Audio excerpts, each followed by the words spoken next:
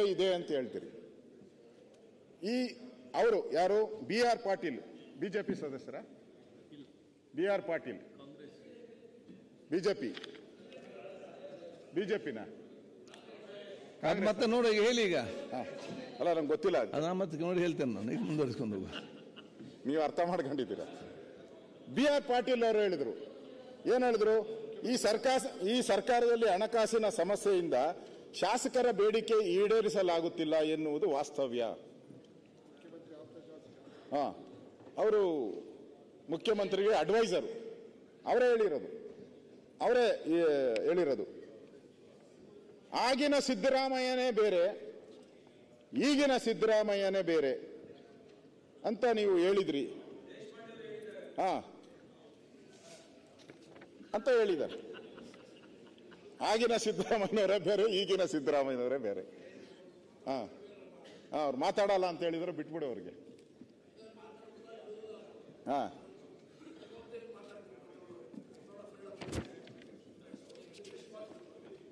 ನನ್ನ ಬ್ಯಾಗ್ ಹಾಕಿ ಹೋಗ್ಬೇಡ್ರಿ. ಸನ್ಮಾನ್ಯ ಅಧ್ಯಕ್ಷರೇ, ಈಗ ಈ ಸರ್ಕಾರದಲ್ಲಿ ಅಭಿವೃದ್ಧಿ ಕಾರ್ಯ ಕುಂಠಿತ ಆಗಿದೆ, ಹಣ ಕಲೆಕ್ಟ್ ಆಗ್ತಾ ಇಲ್ಲ. ನಾನು ಅಂಕಿಅಂಶನೇ ಹೇಳ್ತಾ ಇದ್ದೀನಿ, ಹಣ ಕಲೆಕ್ಟ್ ಆಗ್ತಾ ಇಲ್ಲ. ಎಲ್ಲದರಲ್ಲೂ ಕಳೆದ ವರ್ಷಕ್ಕಿಂತ ಈ ವರ್ಷ ಡಿಫಿಷಿಯೇಟ್ ಆಗ್ತಾ ಇದೆ. ಈ ಆರ್ಥಿಕ ವರ್ಷದಲ್ಲಿ ಹಿಂದುಳಿದ ವರ್ಗಗಳ ಕಲ್ಯಾಣ ಇಲಾಖೆ ಕೇವಲ 53% ಆರ್ಥಿಕ ಪ್ರಗತಿ ಸಾಧಿಸಿದೆ. ಹಿಂದುಳಿದವ್ರನ್ನ ಮುಂದೆ ತರೋ ಅಂತ ಇಲಾಖೆ 53% ಅಚೀವ್ಮೆಂಟ್ ಇದುವರೆಗೂ. ಪರಿಶಿಷ್ಟ ಪಂಗಡಗಳ ಕಲ್ಯಾಣ ಇಲಾಖೆಯಲ್ಲಿ ಕೇವಲ 39% ಅಚೀವ್ಮೆಂಟ್. ಕೇವಲ ಉದ್ಧಾರ ಮಾಡ್ತೀನಿ ಅಂತ ಹೇಳ್ತಾರಲ್ಲ, ಅಚೀವ್ಮೆಂಟ್. ನಾನು ನೋಡ್ದಂಗೆ ಮುಖ್ಯಮಂತ್ರಿಗಳು ಒಂದು ತಿಂಗಳಿಂದ ಸಭೆ ಮಾಡಿದಾಗ ಚಿಮಾರಿ ಹಾಕಿದಾರ ಅಧಿಕಾರಿಗಳಿಗೆಲ್ಲ, ಏನಾಗೈತೆ ನಿಮಗೆ ದಾಡಿ ಅಂತೇಳಿ. ಇದು ಅವರ 39% ಪ್ರಗತಿ. ಇಷ್ಟಿಟ್ಕೊಂಡು ರಾಜ್ಯನ ಉದ್ಧಾರ ಮಾಡಿದ್ದೀನಿ, ರಾಜ್ಯಕ್ಕೆ ಹೆಸರು ತಂದಿದ್ದೀನಿ, ರಾಜ್ಯ ಸುಭಿಕ್ಷ ಆಗಿದೆ ಅಂತೇಳಿ ರಾಜ್ಯಪಾಲರ ಕೈಲಿ ಓದಿಸ್ತಿರಲ್ಲ, ಯಾವ ಮಾನದಂಡಲ್ಲಿ ಓದಿಸ್ತೀರಾ ನೀವು?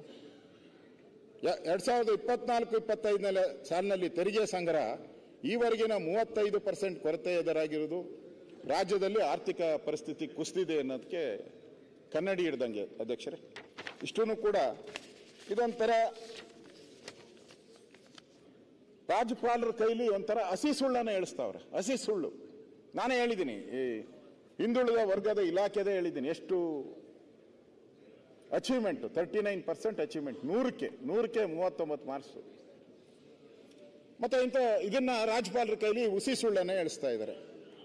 ಮತ್ತೆ ಇವ್ರದ ಪಾರ್ಟಿನೇ ಹಾಸನದ ಕಾಂಗ್ರೆಸ್ ಅಧ್ಯಕ್ಷ ಶಿವರಾಮ್ ಅಂತ, ಹಾಸನದ ಕಾಂಗ್ರೆಸ್ ಅಧ್ಯಕ್ಷ, ಇವತ್ತು ಲಂಚ ಕೊಡದೆ ಯಾವುದೇ ಕೆಲಸ ಆಗುವುದಿಲ್ಲ, ಎಲ್ಲ ಹುದ್ದೆಗೂ ಇಂತಿಷ್ಟು ಫಿಕ್ಸ್ ಮಾಡಿದ್ದಾರೆ ಅಂತ ಹಾಸನದ ಜಿಲ್ಲಾ ಅಧ್ಯಕ್ಷ ಹೇಳಿದ್ದಾರೆ.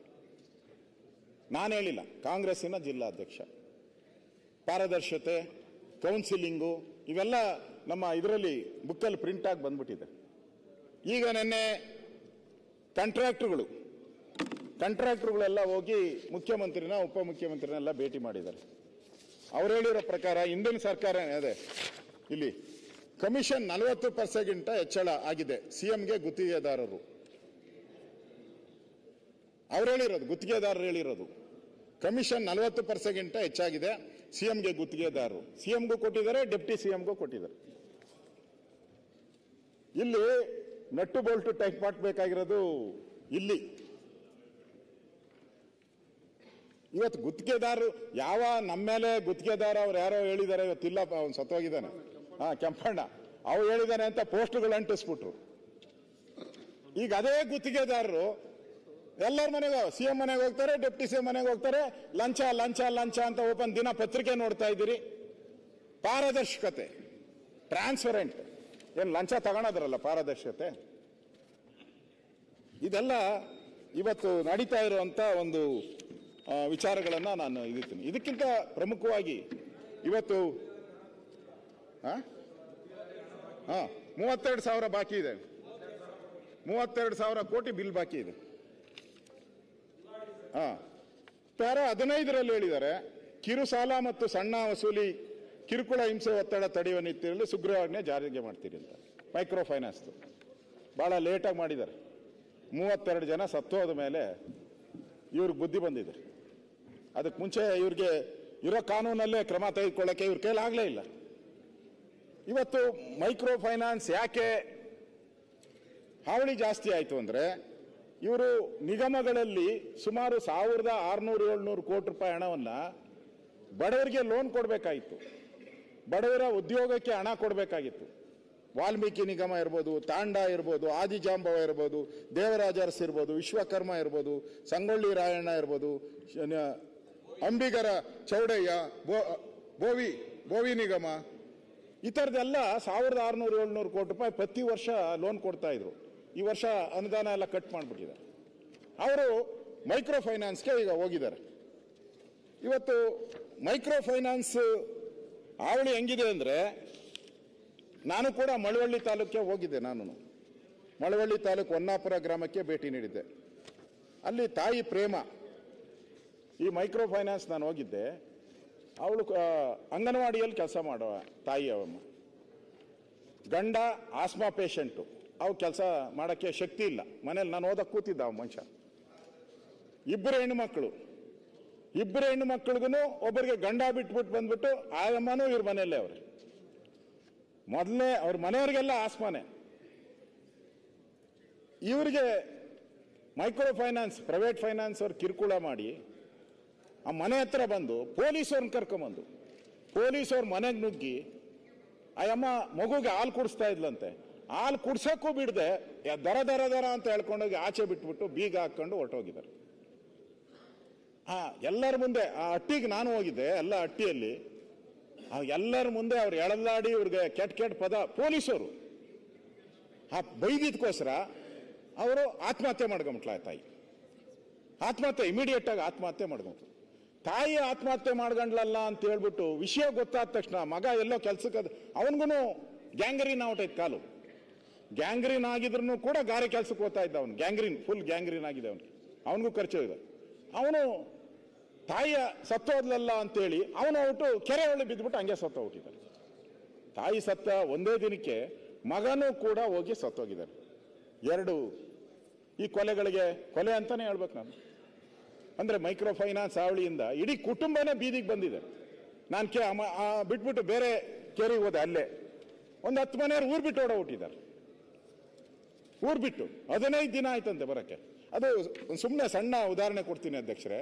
ಈ ಮೈಕ್ರೋ ಫೈನಾನ್ಸ್ ಹೆಂಗೆ ಅಂತ ಹೇಳಿದ್ರೆ, ಅವರು ತಮಿಳುನಾಡು ಬೇರೆ ಬೇರೆ ಕಡೆಯಿಂದ ಬಂದಿದ್ದಾರೆ. ಅವರು ಏಜೆಂಟ್ಗಳು ಬರ್ತಾರೆ. ನಿಮ್ಮ ಒಂದು 10 ಜನದ ಗುಂಪು ಮಾಡ್ತಾರೆ. 10 ಜನದ ಗುಂಪು ಮಾಡಿ ಎಲ್ಲರಿಗೂ 50,000 ಸಾವಿರ ಕೊಡ್ತಾರೆ. ನಿಮ್ಮ ಆಧಾರ್ ಕಾರ್ಡು ಏನೇನು ತಗೊಂಡು. ಯಾರು ಗ್ಯಾರಂಟಿ ಅಂದರೆ, ಇನ್ನು 9 ಜನ ಗ್ಯಾರಂಟಿ. 10 ಜನದಲ್ಲಿ ಒಬ್ಬರಿಗೆ 9 ಜನ ಗ್ಯಾರಂಟಿ. ಹಂಗೆ ಎಲ್ಲರಿಗೂ 55,000 ಸಾವಿರ ಕೊಟ್ಬಿಡ್ತಾರೆ. ಯಾರಾದರೂ ಕಟ್ಟಿಲ್ಲ ಅಂದ್ರೆ ಆ ತಿಂಗಳು, ಯಾವುದೋ ಒಂದು ತಿಂಗಳು ಕಟ್ಟಿಲ್ಲ ಅಂತ ಇಟ್ಕೊಳ್ಳಿ, ಆವಾಗ ಇನ್ನು 9 ಜನ ಕಟ್ಟಬೇಕು. ಅದಕ್ಕೆ ಒಬ್ಬರು ಕಟ್ಟಿಲ್ಲ ಅಂದ್ರೆ ಆ ತಿಂಗಳು ಇವರೆಲ್ಲ ಸೇರಿ ಆ ದುಡ್ಡನ್ನ ಕಟ್ಟಬೇಕು. ಕಟ್ಟಿಲ್ಲ, ಹಂಗೂ 2ನೇ ತಿಂಗಳು ಕಟ್ಟಿಲ್ಲ ಅಂದ್ರೆ ಈ 9 ಜನನು ಕರ್ಕೊಂಡೋಗಿ ಅವ್ರ ಮನೆ ಮುಂದೆ ನಿಲ್ಲಿಸ್ತಾರೆ. ಅವ್ರಿಗೆ ಬೈಗಳು, ರೌಡಿಗಳು, ಅದಾದ್ಮೇಲೆ ರೌಡಿಗಳು. ಇಷ್ಟೆಲ್ಲ ಅವಳಿ ಮಾಡಿದ್ಮೇಲೆ ಅವ್ರ ಊರುಗಳು ಬಿಡ್ತಾರೆ. ಇನ್ನೇನು ಮಾಡ್ತಾರೆ? ಇರೋ ಕಾನೂನಲ್ಲೇ ಇವ್ರನ್ನೆಲ್ಲ ಬಂಧಿಸ್ಬೋದಾಯ್ತು. ಸರ್ಕಾರ ಮಾಡಲೇ ಇಲ್ಲ, ಕ್ರಮ ತೆಗೆದುಕೊಳ್ಳಲೇ ಇಲ್ಲ. 30 ಜನರ ಪಾಡು, 30 ಜನ ಅಮಾಯಕ ಬಡವರು ತಮ್ಮ ಪ್ರಾಣವನ್ನೇ ಕಳ್ಕೊಂಡ್ರು, ತಮ್ಮ ಜೀವ ಬಿಟ್ಟರು. ಸರ್ಕಾರ ಇವಾಗ ಅದಕ್ಕೊಂದು ಕಾನೂನು ಮಾಡಿ ಏನೋ ಮಾಡ್ತೀನಿ ಅಂತ ಹೋದ್ರು. ಸುಗ್ರೀವಾಜ್ಞೆ ತರ್ತೀನಿ ಅಂತ ಸುಗ್ರೀವಾಜ್ಞೆ ತಂದರು. ಸುಗ್ರೀವಾಜ್ಞೆ ತಂದ ಮೇಲೂ ಮಂಡ್ಯದಲ್ಲಿ 2 ಸತ್ತರು. ನಾನು ಹೇಳೋದು, ಬೇರೆ ಬೇರೆದಕ್ಕೆಲ್ಲ ಪೊಲೀಸರು ಹೆಂಗ್ ಹೋಗ್ತಾರೆ ಅಧ್ಯಕ್ಷರೇ? ಬೇರೆ ಬೇರೆ ವಿಚಾರಕ್ಕೆ ಈಗ ಲ್ಯಾಂಡ್ ಮಾಫಿಯಾ ಇದ್ರೆ ಹೆಂಗ್ ಹೋಗ್ತಾರೆ? ಏನು ಹೋಗಿ ಹೆಂಗ್ ಬೇಕೋ ಎಲ್ಲ ಕರೆದು ನ್ಯಾಯ ಮಾಡಿ ಹೆಂಗ್ ಫಜೀತಿ ಮಾಡಿ ಉಸುಲು ಮಾಡ್ಕೊಡ್ತಾರೆ. ಇವರು ಇರೋ ಕಾನೂನನ್ನೇ ಒಳಕ್ಕೆ ಹಾಕ್ಬೋದಾಯ್ತು. ಅವರೆಲ್ಲರನ್ನೂ ಇರೋ ಕಾನೂನಲ್ಲೇ ಅವರೆಲ್ಲ ಜೈಲ್ಗೆ ಕಟ್ಬೋದಾಯ್ತು. ಒಬ್ಬ ಫೈನಾನ್ಸ್ ಕಂಪನಿಯವ್ರ ಮೇಲೆ ಇದುವರೆಗೂ ಜೈಲ್ಗೆ ಹಾಕಿದ್ದೀರಾ? ಒಬ್ಬ ಫೈನಾನ್ಸ್ ಅವ್ರ ಮೇಲೆ ಜೈಲ್ಗೆ ಹಾಕಿದ್ದೀರಾ? ಅರೆಸ್ಟ್ ಮಾಡಿದ್ದೀರಾ? ಇದುವರೆಗೂ ಒಂದು ಮಾಡಿಲ್ಲ. ಈ ತರ ಬೇಜವಾಬ್ದಾರಿಯಿಂದ ಇವತ್ತು ಸರ್ಕಾರ ಇವತ್ತು ನಡೀತಾ ಇರುವಂತದ್ದನ್ನ ನಾನು ತಮ್ಮ ಮುಂದೆ ಹೇಳಕ್ಕೆ ಇಷ್ಟಪಡ್ತೀನಿ ಅಧ್ಯಕ್ಷರೇ. ಇವತ್ತು ಬಹಳಷ್ಟು ಜನ ಸತ್ತಿದ್ದಾರೆ. ಅದರಿಂದ ಇದೊಂದು ಸರ್ಕಾರ ಒಂಥರ ಆತ್ಮಹತ್ಯೆಗಳ ಸರ್ಕಾರ. ಆತ್ಮಹತ್ಯೆ ಮಾಡೋರಿಗೆ ಏನು ಪ್ರೋತ್ಸಾಹ ಕೊಡ್ತಾರೆ. ರೈತರ ಸಾವು. ಇನ್ನೊಂದು ಕಡೆ 4 ವರ್ಷಗಳಲ್ಲಿ 42 ನೇಕಾರರ ಆತ್ಮಹತ್ಯೆ. ನೀವು ನೇಕಾರ ಕಡೆಯಿಂದ ಬಂದಿದ್ದೀರ. 42 ಜನ ನೇಕಾರರು ಸತ್ತಿದ್ದಾರೆ. 42 ಜನ 4 ವರ್ಷದಲ್ಲಿ ಪರಿಹಾರ ಇಲ್ಲ. ಅದರಿಂದ ಇವತ್ತು ಇವೆಲ್ಲನೂ ಕೂಡ ಸರ್ಕಾರದ ವೈಫಲ್ಯಗಳು ನಾನು ಹೇಳ್ತಾ ಇದ್ದೀನಿ. ಇದಾದ್ಮೇಲೆ ನಾನು ಕೂಡ ಈ ಬಾಣಂತಿಯರ ಸಾವಿಗೆ ಹೋಗಿದ್ದೆ. ನಾನು ಸರಣಿ ಸಾವುಗಳು, ಬಾಣಂತಿಯರ ಸರಣಿ ಸಾವುಗಳಕ್ಕೆ ನಾವು ಹೋಗಿದ್ರಿ. ತಾಯಂದಿರಿಗೆ ದೇವರೇ ಗತಿ. ಇವತ್ತು ಆ ಔಷಧಿ ಏನು ಕೊಟ್ಟಿದ್ದಾರೆ, ಏನಪ್ಪ ಅದು, ರಿಂಗರ್ ಲ್ಯಾಕ್ ತಾವು ಆರೋಗ್ಯ ಸಚಿವರಾಗಿದ್ರಿ. ರಿಪೋರ್ಟ್ ಅಲ್ಲಿ ಕೊಟ್ಟಿದ್ದಾರೆ. ಏನು ರಿಪೋರ್ಟ್ ಅಲ್ಲಿ ಅಂದ್ರೆ, ನಾನು ಹೋಗಿದ್ದೆ ಡಾಕ್ಟರ್ನ ಕೇಳಿದೆ, ಆ ರಿಪೋರ್ಟ್ ಅಲ್ಲಿ ಕೇಳಿದೆ ಏನು ಸತ್ತಿದ್ದಾರೆ ಅಂತ. ಅವ್ರು ಹೇಳಿದೆ ಕಿಡ್ನಿ ಫೇಲ್ಯೂರ್ ಇಂದ ಸತ್ತಿದ್ದಾರೆ, BP ಜಾಸ್ತಿ ಆಗಿತ್ತು ಸತ್ತಿದ್ದಾರೆ, ಶುಗರ್ ಜಾಸ್ತಿ ಆಗಿತ್ತು ಸತ್ತಿದ್ದಾರೆ.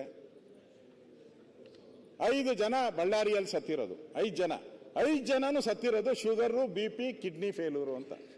ನಾನು ಆಮೇಲೆ ಸ್ವಲ್ಪ ಎಲ್ಲರನ್ನು ಕರೆದು, ಅಧಿಕಾರಿಗಳನ್ನ ಡಾಕ್ಟರ್ನೆಲ್ಲ ಕರೆದು ಕಟಕಟಲ್ಲಿ ಕೇಳಿದೆ ಏನು ಅಂತ. ಅವು ಸರ್ ಈ ರಿಂಗರ್ ಲ್ಯಾಕ್ ಔಷಧಿ ಕೊಟ್ಟ ಮೇಲೆ 2 ಅವರಲ್ಲಿ ಕಿಡ್ನಿ ಫೇಲ್ಯೂರ್ ಆಯಿತು.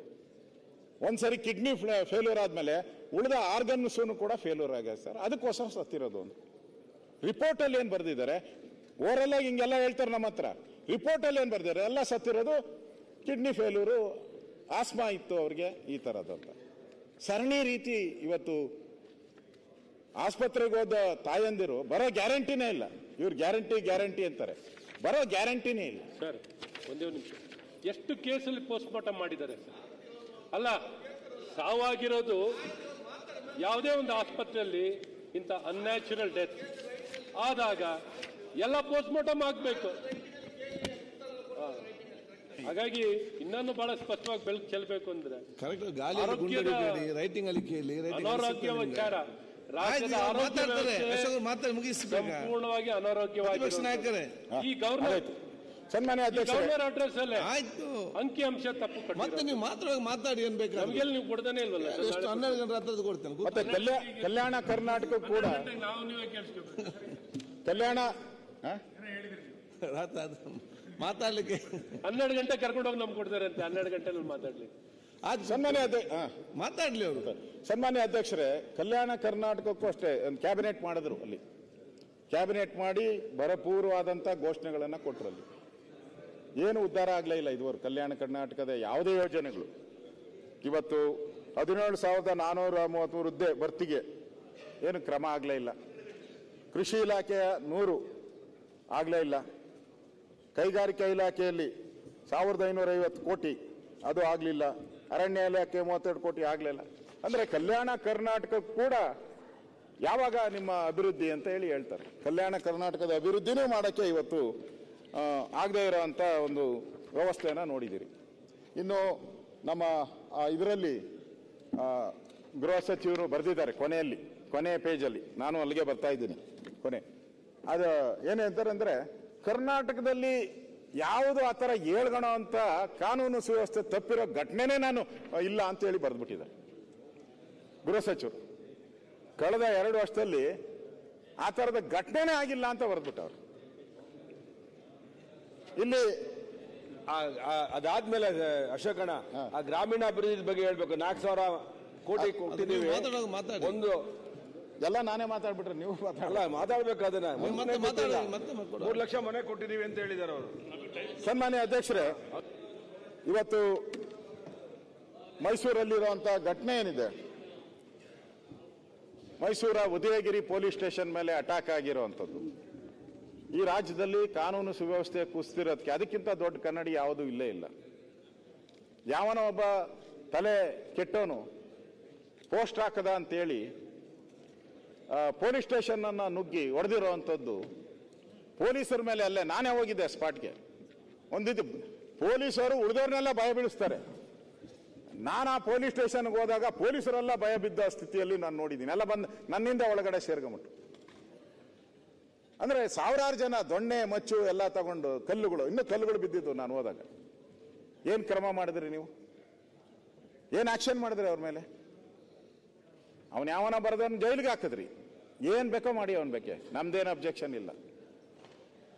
ಅದೇ ಹೆಸರಲ್ಲಿ ನೀವು ಪೊಲೀಸ್ ಸ್ಟೇಷನ್ ನುಗ್ಗಿ ಪೊಲೀಸರೇನ್ ಮಾಡಿದ್ರು? ಹಂಗ್ ಕಾನೂನು ಇದೆಯಾ? ಹ್ಯಾಂಡ್ ಓವರ್ ಮಾಡೋ ಕಾನೂನು ಇದೆಯಾ? ಎಲ್ಲಿದೆ ಹೇಳಿ ಹ್ಯಾಂಡ್ ಓವರ್? ಇರ್ಬೋದು, ಬೇರೆ ಬೇರೆ ದುಬೈಯಲ್ಲೇ ಬೇರೆ ಬೇರೆ ಇರ್ಬೋದೋ ನನ್ಗೆ ಗೊತ್ತಿಲ್ಲ. ಇಲ್ಲಿ ನಮ್ಮ ದೇಶದಲ್ಲಿ ಇಲ್ಲ ಆ ಕಾನೂನು. ಇಲ್ಲ ಆ ಕಾನೂನು. ನ್ಯಾಯಾಲಯ ಇದೆ, ಪೊಲೀಸರ ಹತ್ರ ವಿನಂತಿ ಮಾಡ್ಬೋದಾಯ್ತು. ಅದು ಬಿಟ್ಬಿಟ್ಟು ಪೊಲೀಸರನ್ನೇ ಹೊಡೆಯುವಂತ, ಪೊಲೀಸರನ್ನೇ ಅಟ್ಯಾಕ್ ಮಾಡುವಂತ ಯಾಕೆ ಮಾಡ್ತಾ ಇದ್ದೀರಾ? ಹುಬ್ಳಿಯಲ್ಲ ಆಯ್ತು ಘಟನೆ, ಪೊಲೀಸ್ ಸ್ಟೇಷನ್ ಅಟ್ಯಾಕ್ ಆಯ್ತು. ಅಲ್ಲಿ ಇರೋರ್ನೆಲ್ಲ ಬಿಟ್ಬಿಟ್ರಿ ನೀವು. ಕ್ಯಾಬಿನೆಟ್ ಅಲ್ಲಿ ತಂದು ಇವರೆಲ್ಲ ಏನು ಇಲ್ಲ, ನಿರಪರಾಧಿಗಳು ಅಂತ. ಇಲ್ಲೂ ಡಿ ಕೆ ಶಿವಕುಮಾರ್ ಹೋದ್ರು. ಅವ್ರು ಹೇಳಿದ್ರು ಪಾಪ ಸಣ್ಣ ಮಕ್ಕಳು ಅಲ್ಲಿರೋರೆಲ್ಲ ಕಲ್ಲು ತೂರ್ದಂತವ್ರು, ಸಣ್ಣ ಪುಟ್ಟ ಹುಡುಗರು ಕಲ್ಲೆಸ್ತಿದ್ದಾರೆ ಅಂತ ಹೇಳಿದ್ರು. ಆ ವಿಡಿಯೋ ಕ್ಯಾಮ್ರಾದಲ್ಲಿ ನೋಡಿದ್ರೆ ಎಲ್ಲ ದೊಡ್ಡ ದೊಡ್ಡವರೇ ಅವರೇ. ಪ್ರಚೋದನಕಾರಿ ಭಾಷಣ ಮಾಡಿದವರು ಈಗ ಜೈಲಿಗೆ ಹಾಕಿದ್ದಾರೆ ಹಿಡಿದು. ಅಂದ್ರೆ ಪ್ರತಿ ಬಾರಿನೂ ಕೂಡ ನೀವು ಈ ರೀತಿ ಅವ್ರಿಗೆ ಬೆಂಬಲ ಮಾಡೋದಾದ್ರೆ ಕಾನೂನು ಸುವ್ಯವಸ್ಥೆ ಹೆಂಗ್ ಬರ್ತತೆ ನಿಮ್ಗೆ? ಮತ್ತೆ ಕಾನೂನು ಸುವ್ಯವಸ್ಥೆ ಬಹಳ ಸರಿಯಾಗಿದೆ ಅಂತ ನೀವು ಹೇಳ್ತೀರಾ. ಈ ಮಂಗಳೂರು ಉಲ್ಲಾಳ ತಾಲೂಕಿನಲ್ಲಿ ನಡೆದ ಸಹಕಾರ ಸೇವಾ ಬ್ಯಾಂಕ್ನಲ್ಲಿ ಆಡುವಾಗಲೇ ದರೋಡೆ. ಮಂಗಳೂರಲ್ಲಿ ನಿಮ್ಗೆ, ನಿಮ್ಮ ಕಾನ್ಸ್ಟಿಟ್ಯೂನ್ಸಿ ಅಲ್ಲ, ನಿಮ್ದೇನಾ?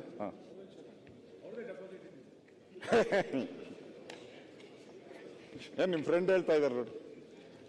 ಫ್ರೆಂಡ್ ಅಲ್ಲ, ಏನು ಕೂಡ ಮಾತಾಡ್ಬೋದು. ಹೌದಾ? ಮಧ್ಯಾಹ್ನ ಹೆಂಗೆ ಪ್ಲಾನ್ ಮಾಡಿ ಬಂದಿದ್ದಾರೆ ಅಂತ ನೋಡಿ. ಮಧ್ಯಾಹ್ನದೊತ್ತು ಏನೋ ರಾತ್ರಿ ಬಂದು ಕನ್ನ ಹೊಡೆದು ಬರ್ತಾರೆ, ಏನೋ ಪರವಾಗಿಲ್ಲ. ಪೊಲೀಸರು ತಕ್ಷಣ ಹಿಡಿದಿದ್ದಾರೆ. ಆಮೇಲೆ ಮತ್ತೆ ಧೈರ್ಯ ಹೆಂಗೆ ಅಂತ ಆಡುವಾಗಲೇ ಬಂದು ಹಿಡಿದಾಕಿದ್ದಾರೆ ಅಷ್ಟೊಂದು ದುಡ್ಡು. ಅದು ಮುಖ್ಯಮಂತ್ರಿಗಳ ಜಿಲ್ಲೆ ಪ್ರವಾಸ ಇದ್ದಾಗ, ಅಲ್ಲೇ ಇದ್ದಾಗ ಈ ಕಳ್ಳರು ಬಂದು ಧೈರ್ಯವಾಗಿ ಬ್ಯಾಂಕ್ ನುಗ್ಗಿ ಇಷ್ಟೆಲ್ಲ ದರೋಡೆ ಮಾಡ್ಕೊಂಡಿದ್ದಾರೆ. ಕಾನೂನು ಸುವ್ಯವಸ್ಥೆ ಐತೆ ಸ್ಟ್ರಾಂಗ್ ಇದ್ರೆ ಯಾವನು ಬರೋದೇ ಇಲ್ಲ. ನಿಮ್ಗೂ ಗೊತ್ತಿದೆ, ನಮಗೂ ಗೊತ್ತಿದೆ. ಒಳ್ಳೆ ಪೊಲೀಸ್ ಆಫೀಸರ್ ಇದ್ರೆ ಯಾವನು ಆ ಏರಿಯಾಗೆ ಬರಲ್ಲ. ಬರೋದೇ ಇಲ್ಲ. ಇವತ್ತು ನಿಮ್ಮ ಕಾನೂನು ಸುವ್ಯವಸ್ಥೆ ಎಷ್ಟು ಕೆಟ್ಟಿದೆ ಅನ್ನೋದಕ್ಕೆ ನಾನು ಹೇಳ್ತಾ ಇದ್ದೀನಿ. ಅದೇ ರೀತಿ ಬೀದರಲ್ಲಿ ಹಾಡುವಾಗಲೇ ATM ಮಾಡಿದ್ರಿ. ಇವಾಗ ಹೇಳಿದ್ರಿ ನೀವು ಇಮಿಡಿಯೇಟ್ ಹಿಡಿದ್ಬಿಟ್ರು ಅಂತ ನನ್ಗೆ ಹೇಳಿದ್ರಿ. ಬೀದರಲ್ಲಿ ಆಯ್ತು, ಎಷ್ಟು ತಿಂಗಳಾಯ್ತು? ಸಿಕ್ಕೇ ಇಲ್ಲ ಅವನು. ಡೈರೆಕ್ಟರ್ ರೋಡಲ್ಲಿ ನಿಲ್ಲಿಸಿ ಗುಂಡು ಹೊಡೆದಿದ್ದಾರೆ. ಒಬ್ಬನಿಗೆ ಹಲ್ಲೆ ಮಾಡಿದ್ದಾರೆ. ಅವನ್ನ ಹೈದರಾಬಾದ್ಗೆ ತಗೊಂಡೋಗಿ ಟ್ರೀಟ್ಮೆಂಟ್ ಮಾಡಿದ್ದಾರೆ. ಅಂದ್ರೆ ಹಾಡಾಗಲೇ ಬ್ಯಾಂಕಲ್ಲಿ ದರೋಡೆ ಮಾಡಿ ರಸ್ತೆಯಲ್ಲೇ ಆರಾಮ್ಸೆ ಮೋಟರ್ ಬೈಕಲ್ಲಿ ದುಡ್ಡು ತಗೊಂಡು ಆರಾಮ್ಸೆ ಹೋಗಿದ್ದಾರೆ. ನಮ್ಮ ಕೈಲಿ ಇನ್ನೂ ಹಿಡಿಯಕ್ಕಾಗಿಲ್ಲ ಅಂದ್ರೆ ಕರ್ನಾಟಕದ ಕಾನೂನು ಸುವ್ಯವಸ್ಥೆ ಏನು ಹೇಗಿದೆ? ಹದಗೆಟ್ಟಿದೆಯೋ ಇಲ್ಲ ಸರಿದಾರಿ ಇದೆಯೋ ಅಂತಾನೆ ಅರ್ಥ ಮಾಡ್ಕೋಬೇಕು.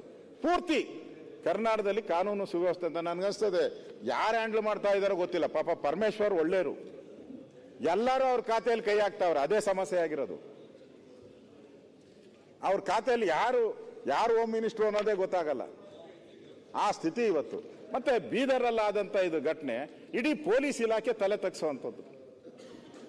ಇಷ್ಟು ದಿನ ಆದ್ರೂ ಕಳ್ಳನ ಹಿಡಿಯಕ್ಕಾಗಿಲ್ಲ. ಇಷ್ಟು CCTV ಕ್ಯಾಮೆರಾ ಇದೆ, ಸಿಸ್ಟಮ್ ಇದೆ, ಮೊಬೈಲ್ನ ಟ್ರ್ಯಾಕ್ ಮಾಡ್ತೀರಿ. ಇಷ್ಟು ದಿನ ಆದ್ರೂ ಕೂಡ ಈ ಕಳ್ಳನ ಹಿಡಿಯಕ್ಕಾಗಿಲ್ಲ ಅಂದ್ರೆ ನಮ್ಮಲ್ಲೇನೋ ವೈಫಲ್ಯ ಇದೆ. ಪೊಲೀಸ್ ಇಲಾಖೆಯ ವೈಫಲ್ಯ, ಇಂಟೆಲಿಜೆನ್ಸ್ ವೈಫಲ್ಯ, ನಮ್ಮ ಸಿಸ್ಟಮ್ ವೈಫಲ್ಯ. ಬಿಡಿ, ನೀವ್ ಹೇಳಿದ್ರಿ ಈಗ ಮಂಗಳೂರಾಯ್ತು, ಹಿಡಿದ್ರು, ಅಟ್ಲೀಸ್ಟ್ ಒಂದು ವಾರದಲ್ಲಾದ್ರೂ ಹಿಡಿದ್ರು. ಇದು ಅಂದ್ರೆ ನೀವೇನು ಜನಕ್ಕೆ ಏನ್ ಮೆಸೇಜ್ ಕೊಡ್ತೀರಾ? ಹಂಗಾರೆ ಇನ್ಮೇಲೆ ATM ಕಳ್ತನ ಶುರು ಆಗ್ತದೆ. ಎಲ್ಲ ರಾಜ್ಯದಲ್ಲಿ ATM ಕಳ್ತನ ಮಾಡ್ಕೊಂಡು ಹೋಗ್ಬೋದು ಒಂದು ಮೆಸೇಜ್. ಇಷ್ಟು ಕೊಟ್ಟ ಮೇಲೆ, ನೀವು ಮೆಸೇಜ್ ಕೊಟ್ಟ ಮೇಲೆ ಈ ಸರ್ಕಾರ ಬದುಕಿದೆ ಅಂತ ಹೇಳಿದ್ರೆ ನಾವೇನ್ ಹೇಳ್ಬೇಕು? ಈ ಸರ್ಕಾರ ಬದುಕಿದೆಯಾ? ಸತ್ತೋಗಿದೆ. ಜನರ ಪಾಲಿಗಂತೂ ಸತ್ತೋಗಿದೆ. ಇಷ್ಟಾದ್ಮೇಲೂ ಕೂಡ ಇಲ್ಲಿ ಇಲ್ಲ. ಬೀದರ್ ಶೂಟ್ ಔಟ್ದು ಹೇಳ್ತಾ ಇದ್ದೀನಿ ನಾನು ಇವತ್ತು.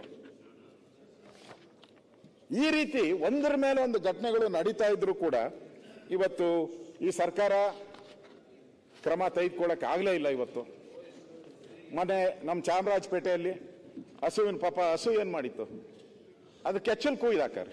ಅವನಿಗೇನ ಇದಿದ್ರೆ ಯಾರ ಮೇಲೆ ಇದಾರೋ ಅವ್ರ ಮೇಲೆ ಹೋಗಿ ಹೊಡಿಲಿ, ಮನುಷ್ಯರ ಮೇಲೆ.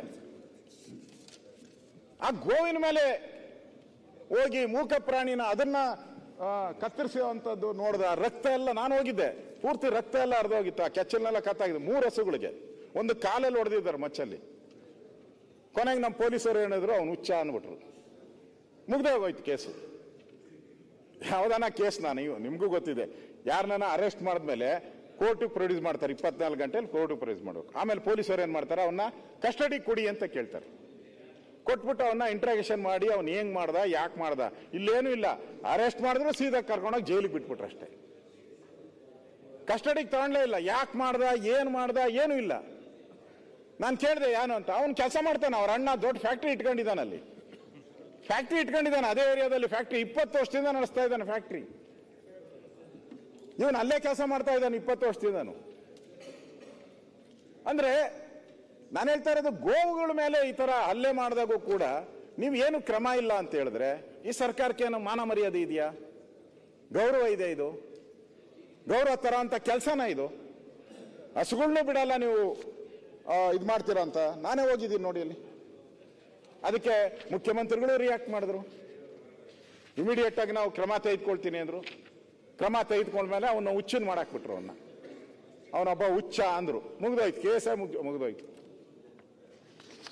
ಈ ರೀತಿ ಒಂದಲ್ಲ ಒಂದು ಘಟನೆಗಳು ನಡೀತಾನೆ ಇದೆ. ಹುಬ್ಳಿಯಲ್ಲಾಯ್ತು, ನೇಹ ಇರ್ಬೋದು, ಈ ತರ ಪ್ರತಿಯೊಂದನ್ನು ಕೂಡ, ನಾಗಮಂಗಲದಲ್ಲಿ ಗಣೇಶನ್ ಗಲಾಟೆ ಆಯ್ತು. ಈ ತರ ಒಂದಲ್ಲ ಒಂದು ಘಟನೆಗಳು ಈ ರಾಜ್ಯದಲ್ಲಿ ನಡೆದು ಸರ್ಕಾರ ಇಲ್ಲಿ ಬದುಕಿದೆ ಅಂತ ಯಾರಿಗೂ ಅನ್ಸೋದೇ ಇಲ್ಲ. ಸರ್ಕಾರ ಸತ್ತೋಗಿದೆ. ಸರ್ಕಾರದಲ್ಲಿ ಯಾರು ಕೆಲಸ ಮಾಡ್ತಾ ಇದ್ದಾರೆ ಮಂತ್ರಿಗಳು, ಯಾರು ಕೆಲಸ ಮಾಡಲ್ಲ, ಅರ್ಥನೇ ಆಗ್ತಾ ಇಲ್ಲ ನಮ್ಗೆ. ಮುಖ್ಯಮಂತ್ರಿಗಳು ಅವ್ರ ಪ್ರಕಾರ ಅವ್ರ MLAಗಳು ಹೇಳಿರೋದು ಮೊದಲು ಸಿದ್ದರಾಮಯ್ಯ ಅಲ್ಲ, ಈಗ ಬೇರೆ ಸಿದ್ದರಾಮಯ್ಯ ಅಂತ ಹೇಳ್ತೀರ. ಮೊನ್ನೆ ಯಾವುದೋ ಕನ್ನಡ ಇದು ಚಲನಚಿತ್ರೋತ್ಸವ ನಡೀತು.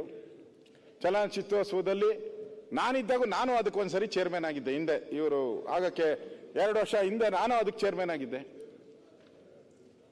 ನಾನು ನಡೆಸಿದ್ದೀನಿ, ಅವಾಗೂ ಬಂದಿಲ್ಲ ಯಾರು. ಅದ್ರ ಹಿಂದೆನೂ ನಡೆಸಿದ್ದಾರೆ, ಅವಾಗೂ ಯಾರು ಬಂದಿಲ್ಲ. ಅವ್ರ ಸಿಸ್ಟಮೇ ಹಂಗೆ. ಈ ನಮ್ಮ DK ಶಿವಕುಮಾರ್ ಹೋಗ್ಬಿಟ್ಟು ಕಲಾವಿದರಿಗೆಲ್ಲ ಏನೋ ಅವರು ಯಾರು ಸುದೀಪ್ ಯಾರು ಇದಾರಲ್ಲ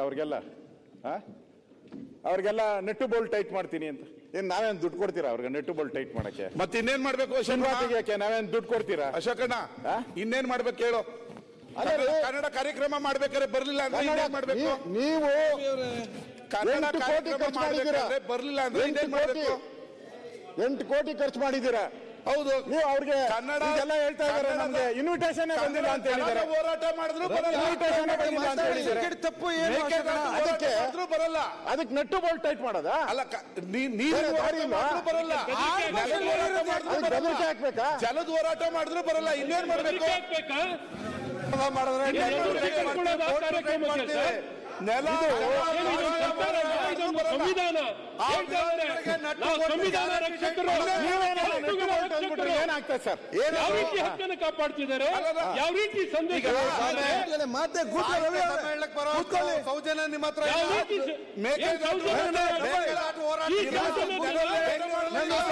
ಭಾಷೆ ಹೋರಾಟ ಮಾಡಿ ನೆಲ ಈ ರೀತಿ ನೇರವಾಗಿ ಎದುರಿಸೋದು, ಈ ರೀತಿ ಬೆದರಿಕೆ ಕೂಡ ಈ ನೆಲ ಭಾಷೆ ಸರ್ಕಾರದ ಬೆದರಿಕೆ ಆಗ್ತಾರನ್ರಿ.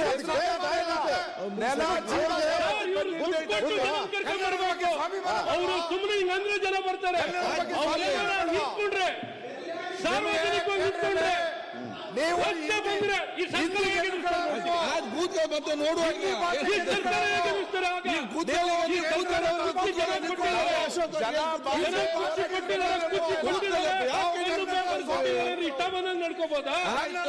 ಇಷ್ಟ ಬಂದಂಗೆ ಮಾತಾಡ್ಬೋದಾ? ಇದು ಟೈಟ್ ಮಾಡ್ತೀವಿ, ಬೋಲ್ಟ್ ಟೈಟ್ ಮಾಡ್ತೀವಿ. ಮಾಡ್ರಪ್ಪ ನೋಡೋಣ.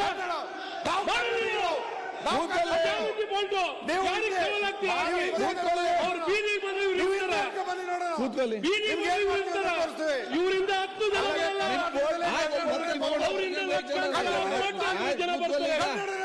ಜನ ಕನ್ನಡವೇ ಉಸಿರು. ವಿರೋಧ ಮಾಡ್ತೀರಾ? ವಿರೋಧ ಮಾಡ್ತೀರಿ ಅಂತ ಹೇಳಿ ಯಾಕೆ ನೀವು ಮಾತಾಡ್ತಾರೆ?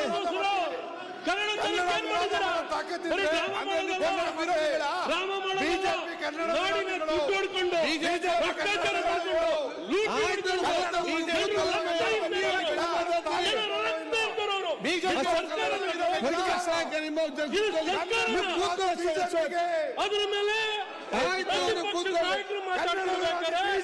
ಅವ್ರ ಮಾತಿಗೆ ಅಡಚಣೆ ಮಾಡೋದು ಸಮರ್ಥಿಸ್ಕೋತಾರ.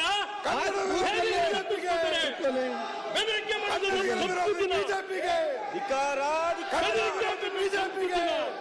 ಆಯ್ತು. ಕನ್ನಡ ವಿರೋಧಿ ಬಿಜೆಪಿಗೆ ಸನ್ಮಾನ್ಯ ಅಧ್ಯಕ್ಷರು ಮಾತಾಡಿ. ನಾನು ಹತ್ತು ತಾಯಿ ನಾವು ಅಭಿಮಾನಕ್ಕೆ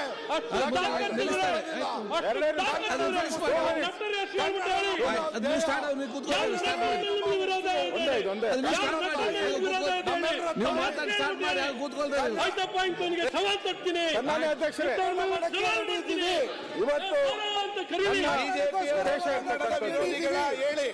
ರಾಜ್ಯಪಾಲರ ಒಂದು ಸ್ವಾಭಿಮಾನ ಇಲ್ಲ ಇರ್ತಕ್ಕಂಥ ಭಾಷಣ ಇದೆಯಲ್ಲ,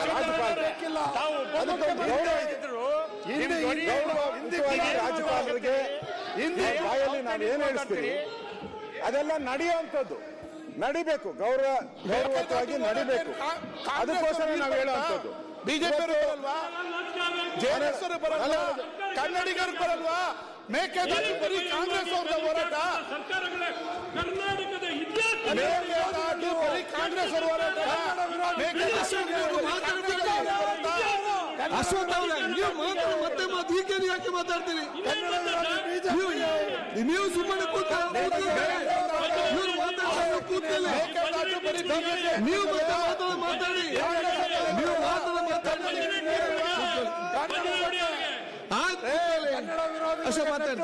ಸನ್ಮಾನ್ಯ ಅಧ್ಯಕ್ಷರೇ, ಈಗ ಜವಾಬ್ದಾರಿ ಸರ್ಕಾರ ಇದು. ಈಗ ಏನೋ ಫಿಲಂ ಫೆಸ್ಟಿವಲ್ ಮಾಡ್ತಾ ಇದ್ದಾರೆ. ಕನ್ನಡ ಚಲನಚಿತ್ರದ ಅಭಿವೃದ್ಧಿ ಮಾಡಬೇಕು ಅನ್ನೋದು ಆ ಉದ್ದೇಶದಿಂದ ಸರ್ಕಾರ ಪ್ರತಿ ಬಾರಿ ನಾವಿದ್ದಾಗೂ ದುಡ್ಡು ಕೊಟ್ಟಿದ್ದೀರಿ, ಅವರು ದುಡ್ಡು ಕೊಟ್ಟಿದ್ದಾರೆ. ಆ ದುಡ್ಡು ಕೊಟ್ಟಾಗ ಅವ್ರ ಕಾರ್ಯಕ್ರಮವನ್ನ ಯಾರು ಇವರು ಹೆಡ್ ಮಾಡಿರ್ತಾರೆ, ಹೆಡ್ ಮಾಸ್ಟರ್ ಯಾರು ಮಾಡಿರ್ತಾರೆ, ಹೆಡ್ ಮಾಸ್ಟರ್ ಕರ್ತವ್ಯ ಮಕ್ಕಳನ್ನೆಲ್ಲ ಹೆಂಗೆ ಚೇರ್ ಹಾಕಿ ಕೂತಿರ್ಸ್ಬೇಕು, ಮಕ್ಕಳನ್ನ ಹೆಂಗೆ ಪಾಠ ಹೇಳ್ಕೊಡ್ಬೇಕು, ಆ ಹೆಡ್ ಮಾಸ್ಟರ್ ಕೆಲಸ. ಆ ಹೆಡ್ ಮಾಸ್ಟರ್ನೇ ಸರಿಯಾಗಿರೋರು ಮಾಡಿಲ್ಲ ಇವರು. ಹೆಡ್ ಮಾಸ್ಟರ್ ಸರಿಯಾಗಿ ಮಾಡಿದ್ರೆ ಇವಾಗೆಲ್ಲ ಏನ್ ಹೇಳ್ತಾವ್ರೆ, ನಮ್ಗೆ ಇನ್ವಿಟೇಷನ್ನೇ ಬಂದಿಲ್ಲ ಅಂತ. ಆಮೇಲೆ ಇವರೊಂದು ವಾಟ್ಸಪ್ ಬಿಟ್ರು, ನಾವ್ ಇಂಥವ್ರು ಕೊಟ್ಟಿದ್ದೀರಿ ಅಂತ. ಪೋಸ್ಟಲ್ಲಿ ಹಾಕ್ಬಿಟ್ರೆ ಬರೋರು ಯಾರು ಇಲ್ಲ ಇಲ್ಲಿ. ಪೋಸ್ಟಲ್ಲಿ ಹಾಕ್ಬಿಟ್ಟು ಬರೋರಿಲ್ಲ. ತಾರಾ ಅವರೇ ಪ್ರೆಸ್ ಸ್ಟೇಟ್ಮೆಂಟ್ ಅಲ್ಲಿ ಹೇಳಿದ್ದಾರೆ, ನನಗೆ ಇನ್ವಿಟೇಷನ್ನೇ ಬಂದಿಲ್ಲ ಅಂತ. ನೋಡಿ, ನಾವು ಕಲಾವಿದರಿಗೆ ಗೌರವ ಕೊಡಬೇಕು. ನೋಡ್ರಿ, ನಾನು ಮೇಕೆದಾಟು ಪಾದಯಾತ್ರೆ ಮಾಡಿದೆ, ಯಾರು ಬರಲಿಲ್ಲ. ಯಾಕೆ ಬರಬೇಕು? ನೀ ಕಾಂಗ್ರೆಸ್ ಬಾವುಟ ಇಟ್ಕೊಂಡು ಕೈ ಗುರ್ತಿಟ್ಕೊಂಡು ಎಲ್ಲ ಹೋದ್ರೆ ಯಾರು ಬರ್ತಾರೆ? ಯಾರು ಬರ್ತಾರೆ? ಮೇಕೆದಾಟು ಬರೀ ಕಾಂಗ್ರೆಸ್ ಅಂತ ನೀವೇ ಯಾಕೆ ಧಮಕಿ ಹಾಕ್ತೀರಾ? ನೀವು ಅದನ್ನ ಕಾಂಗ್ರೆಸ್ ಯಾರೋ ಸಾಹಿತಿಗಳು, ಯಾರೋ ಕನ್ನಡ ಪರ ಹೋರಾಟಗಾರರು ಅವ್ರು ಮಾಡಿದ್ರೆ ಕನ್ನಡ ಪರ ಹೋರಾಟಗಾರರು, ದಲಿತ ಹೋರಾಟಗಾರರು ಹೋದ್ರು.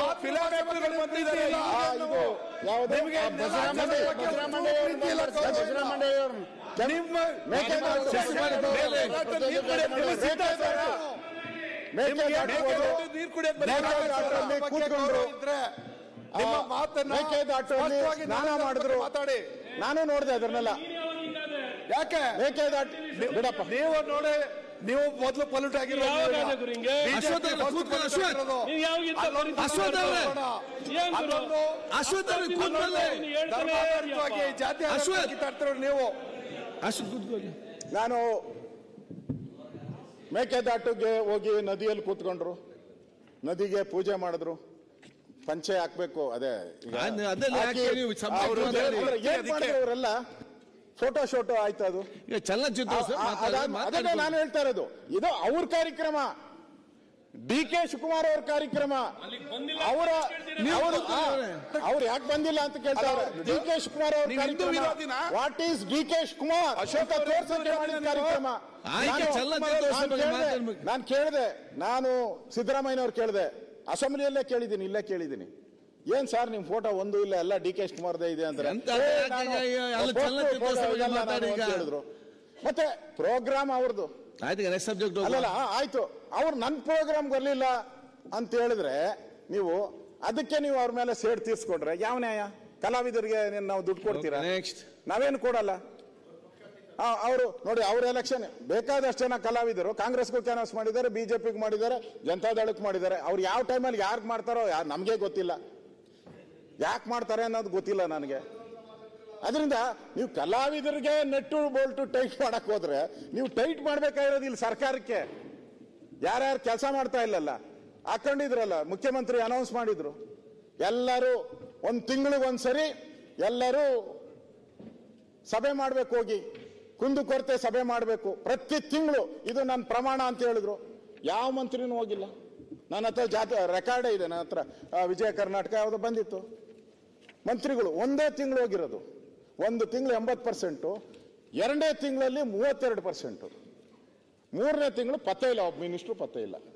ಪಾಪ ಕಾಯ್ತಾ ಇದ್ದಾರೆ, ಮಂತ್ರಿಗಳಾಗಕ್ಕೆ ಬಹಳ ಜನ ಕಾಯ್ತಾ ಇದ್ದಾರೆ. ಏನೋ ಚೇಂಜ್ ಆತೈತೆ ಅಂತ, ಚೇಂಜ್ ಆತೈತೆ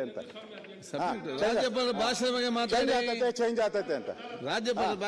ಅದೇ ರಾಜ್ಯಪಾಲರದೇ ನಾನು ಹೇಳ್ತಾ ಇರೋದು.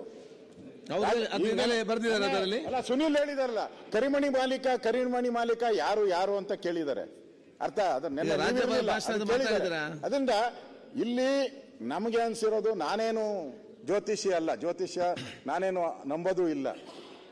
ಆದ್ರೆ ಇಲ್ಲಿ ನಡೀತಾ ಇರೋದು ಪೂರ್ತಿ ಜ್ಯೋತಿಷ್ಯದ ಮೇಲೆನೆ ನಡೀತಾ ಇರೋದು ಇಡೀ ಸದನ. ನೆನ್ನೆ ನೋಡ್ತಾ ಇದ್ದೀನಿ, ಇದು ಯಾವ್ದು 10-15 ಫಿಕ್ಸ್ ಮಾಡಿದ್ದಾರೆ. ಯಾಕೆ ಫಿಕ್ಸ್ ಮಾಡಿದ್ರಿ? ಸಿದ್ದರಾಮಯ್ಯ ಫಿಕ್ಸ್ ಮಾಡಿಲ್ಲ 10-15ಕ್ಕೆ. 9 ಗಂಟೆಗೆ ಬೇಡ 10-15 ಮಾಡಿ ಅಂತ ಹೇಳಿ ನೀವೇ ಅಲ್ಲಿ ಒಪ್ಪಿ ಆಗ್ತದ? BSc ಅಲ್ಲಿ ಇವರೇ ಹೇಳಿದ್ದು 10 ಕಾಲಕ್ಕೆ ಮಾಡುವಂತ. ಅಲ್ಲ, ನೀವು ನಂಬ್ತೀರಾ ತಾನೇ ಸರ್? ನೋಡಿ, ಇಲ್ಲಿ ಫೋಟೋ ಇದೆ ಅವ್ರದ್ದೆಲ್ಲ. ಯಾರ್ಯಾರು ಮಂತ್ರಿಗಳು? 13% ಮಂತ್ರಿಗಳು, 13% ಮಂತ್ರಿಗಳು, 13% ಜನ ಮಾತ್ರ ಮಂತ್ರಿಗಳು ಜಿಲ್ಲಾ ಸಭೆಗಳನ್ನು ಮಾಡಿದ್ದಾರೆ. ಅದಾಲತ್ತು 13%, ಉಳಿದವರೆಲ್ಲ ನಾಲಾಯಕ ಅಂತಾರ. ಈ ನೆನ್ನೆನೂ ಕೂಡ ಚರ್ಚೆ ಆಯ್ತು, ಇರಲಿಲ್ಲ. ಕರಿಮಣಿ ಮಾಲೀಕ ಇದೆ, ಅರ್ಧ ಗಂಟೆ ಓಡ್ತು. ನಮ್ಗೆ ಇನ್ನೂ ಅರ್ಥ ಆಗದೆ ಇರೋದು, ಇಲ್ಲಿ ಮೊನ್ನೆ ಯಾರೋ ಜ್ಯೋತಿಷಿ ಹೇಳ್ದ, ನನ್ಗೆ ಗೊತ್ತಾಗಲ್ಲ, ಅದೇನೋ ಶನಿ ಪವರ್ಫುಲ್ ಅಂತೆ. ಈಗ ಶನಿ ಪವರ್ಫುಲ್ ಇದ್ದಾಗ ಅಧಿಕಾರ ಸಿಗ್ಲೇಬೇಕಂತೆ. ಅಜಯ್ನವರು ಗೌರವ ಇದೆ ಅವ್ರ ಬಗ್ಗೆ. ಅವ್ರು ಹೇಳಿದ ಸಿಕ್ಕಬೇಕು ಅಂತ ಹೇಳಿದ್ದಾರೆ. ಮತ್ತೆ ನಮ್ಮ MLA ಅವಳು ಕೂಡ ಎದೋಳ್ರಪ್ಪ, ಕೈ ಎತ್ತದ ನೋಡ್ರಮ್ಮ ಮಂಡ್ಯದು, ಹೇಳ್ತಾನೆ ಅವ್ರು, ಆಗತ್ತೆ, ಯೋಗ ಇದೆ ಅಂತ. ಅವ್ರಿಗೆಲ್ಲ ಯೋಗ ಇರೋದು, ನಿಮಗೆ ಯೋಗ ಇರೋದು ಆಕ್ಚುಲಿ. ನೋಡಿ, ಇವತ್ತು ನಾನು ಹೇಳಿರ್ತೀನಿ, ಯೋಗ ನಿಮಗೆ ಇರೋದು. ಅದಾದ್ರೆ ನೀವು ಅಲ್ಲಿರ್ತೀರಾ, ಇಲ್ಲ ಅಂದ್ರೆ ಇಲ್ಲೇ ಖುಷಿಯಲ್ಲಿ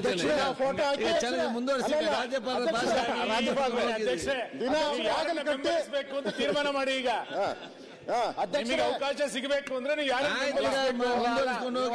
ಸಂತೋಷ ಐತಿ, ಎಲ್ಲಾ ಕೆಲಸ ಮಾಡಿ ಮುಗಿಸಿರಿ. ನಮ್ಗೆ ನೀವು ದಿನ ಒಂದೊಂದು ಬಾಗಿಲು ಹುಡ್ಕೋದು, ಹೊಸದಸ್ತ ಮಾಡೋದು, ದಿನ ಫೋಟೋ ಒಳ್ಳೆ ಕೆಲಸ ಮಾಡ್ತಾವ್ರೆ, ನೋಡಿದೀರಿ. ಅದು ಬಿಟ್ಟು ನೀವು ಅಲ್ಲೋಗ್ಲಿ ಅಂತಾನೆ, ಅದಕ್ಕೆ ಚೇಂಜ್ ಅಂತಾನೆ ನಾವು ಕಾಯ್ತಾ ಇದ್ದೀವಿ. ಚೇಂಜ್ ಆಗ್ಲಿ. ಆ ಕರಿಮಣಿ ಮಾಲೀಕ ಯಾರು ಅನ್ನೋದು ನಮಗೂ ರಾಜ್ಯಕ್ಕೆ ಬೇಕಾಗಿದೆ, ನಮ್ಗೇನಲ್ಲ, ರಾಜ್ಯಕ್ಕೆ ಬೇಕಾಗಿದೆ. ಆಡಳಿತ ಸುಗಮವಾಗಿ ನಡಿಬೇಕು, ಆಡಳಿತ ವ್ಯವಸ್ಥೆ ಸರಿ ಹೋಗ್ಬೇಕು. ಯಾರು ಈ ಕರ್ನಾಟಕದ ಒಂದು ಸುಭದ್ರ ಆಡಳಿತ ಕೊಡ್ತಾರೆ ಅನ್ನೋದು ಜನಕ್ಕೆ ಬೇಕಾಗಿದೆ ಇವತ್ತು. ಪ್ರತಿನಿತ್ಯನೂ ಮುಖ್ಯಮಂತ್ರಿ ಬದಲಾವಣೆ ಇಲ್ಲ ಇದೇ ಆಗೋದ್ರೆ ರಾಜ್ಯದ ಅಧಿಕಾರಿಗಳೇನ್ ಕೆಲಸ ಮಾಡ್ತಾರೆ? ನಿಮ್ಮ ಮನೆ ಯಾರು ಕೆಲಸ ಮಾಡಲ್ಲ. ನೋಡಿ ಮೊದಲು ಅದಕ್ಕೋಸ್ಕರ ನಾನು ಈ ಯಾರು ಕಲಾವಿದರ ಮೇಲೆ ಇದ್ದಾರೆ ಅವ್ರ ಮೇಲೆ ಈ ತರದ ಹೇಳಿಕೆ ಒಳ್ಳೇದಲ್ಲ. ಭಾಷೆ ಒಳ್ಳೇದಲ್ಲ, ನಿಮ್ ಹೃದಯ ಒಳ್ಳೇದಿರ್ಬೋದು, ಆದ್ರೆ ಭಾಷೆ ಒಳ್ಳೇದಲ್ಲ. ನೆಟ್ಟು ಬೋಲ್ಡ್ ಟೈಟ್ ಮಾಡ್ತೀನಿ ಅಂದ್ರೆ ಬಹಳ ರಾಂಗ್ ಮೆಸೇಜ್ ಹೋಗ್ತದೆ, ಲಾಂಗ್ ಪೀರಿಯಡ್ಗೆ ಉಳ್ಕೊಂಡ್ಬಿಡ್ತದೆ ಅದು. ನೋಡು ನಿಮ್ ಫ್ರೆಂಡ್ ಹೇಳ್ತಾ ಇದ್ದಾರೆ ನೋಡಿ ಸರ್, ಇಂಥ ಭಾಷೆಗಳು ತಮಿಳುನಾಡು, ಆಂಧ್ರ ಪ್ರದೇಶ, ತೆಲಂಗಾಣ, ಕರ್ನಾಟಕದ ಬಗ್ಗೆ ಮಾತಾಡಿ. ಅದರಿಂದ ಇಲ್ಲಿ ಕರ್ನಾಟಕದ ಭಾಷೆ ಯಾವತ್ತೂ ನಾವು ಕೇಳಿ. ಆಯ್ತು, ನಾನೇನ್ ಹೇಳಿದ್ದೆ? ನಾನೇನ್ ಹೇಳಿದ್ದೀನಿ ಹೇಳಿ? ಯಾವ್ದೋ ಗಂಡು ಅಂತ ಗಂಡಸು ತಾಕತ್ತಿದ್ರೆ ಕೆಲಸ ಮಾಡಿ ತೋರಿಸಿ ಅಂತ ಹೇಳಿದ್ದು. ಆಯ್ತು, ತಾಕತ್ತಿದ್ರೆ ಗಂಡಸಾಗಿದ್ರೆ ಕೆಲಸ ಮಾಡಿ ತೋರಿಸಿ ಅಂದೆ. ಒಂದು ಆಫೀಸ್ ಮಾಡಕ್ಕಲ್ಲ ನಿನ್ ಕೈಲಿ ಮಾತಾಡ್ಬೇಡ. ಯಾವ ಆಫೀಸ್ ಮಾಡಕ್ಕಾಗಿಲ್ಲ? ಪಾರ್ಟಿ ಆಫೀಸ್ ಮಾಡಕ್ಕಲ್ಲ. ಯಾವ ಪಾರ್ಟಿ ಆಫೀಸ್? ನಮ್ಮ ಇಡೀ ಜಿಲ್ಲೆಯಲ್ಲಿ ಇವತ್ತು ನೀವೇನ್ ಕೆಲಸ ಮಾಡಿದ್ದೀರಾ, ನಾನೇನ್ ಮಾಡಿದ್ದೀರಾ ಬೇಕಾದ್ರೆ ಮಾತಾಡೋಣ ಸರ್. ಆಯ್ತು, ಮತ್ತೆ ಮಾತಾಡೋಣ. ರಾಜೀವ್ ಗಾಂಧಿ ಯೂನಿವರ್ಸಿಟಿನಿಂದ ಹಿಡಿದಾಗ್ಲಿ ಒಂದು ರಾಮನಗರದಲ್ಲಿ ಒಂದು ಕ್ಯಾಂಪಸ್ ಇರ್ಲಿಲ್ಲ. ಅಲ್ಲಿ PG ಸೆಂಟರ್ ಯಾವ ಪರಿಸ್ಥಿತಿನಲ್ಲಿದೆ ಅಂತ ನಿಮ್ಗೆ ಗೊತ್ತಿತ್ತು. ಇವತ್ತು ಆಸ್ಪತ್ರೆ ಯಾವ ಪರಿಸ್ಥಿತಿಗೆ ಒಂದು ICU ಇರ್ಲಿಲ್ಲ ಅಂತ ಗೊತ್ತು. ಮುಗಿಸ್ಲಿ ಸನ್ಮಾನ್ಯ ಅಧ್ಯಕ್ಷರೇ, ನಮಗೇನು ಅಭ್ಯಂತರ. ಯಾಕೋ ಅಶ್ವಥ್ ನಾರಾಯಣ ಅವರಿಗೆ ಅಶೋಕ ಸನ್ಮಾನ್ಯ ಅಧ್ಯಕ್ಷರೇ ಸಮಾಧಾನ ನನಗೆ ನಾನು ಮುಗಿಸ್ತಾ ಇದ್ದೀನಿ. ಮ್ಯಾಕ್ಸಿಮಮ್ ಇಂಟರ್ಫಿಯರೆನ್ಸ್ ನೀವೇ ಆಗಿರೋದು. ಮಾತಾಡ್ತಾ ಈ ಸರ್ಕಾರ ನನ್ನ ಸರ್ಕಾರವು ರಾಜ್ಯದ ಸಾಮಾಜಿಕ, ಆರ್ಥಿಕ ಮತ್ತು ಸಾಂಸ್ಕೃತಿಕ ಸೇರಿದಂತೆ ಸಮಗ್ರ ಅಭಿವೃದ್ಧಿ ಮಾಡ್ತೀರಿ.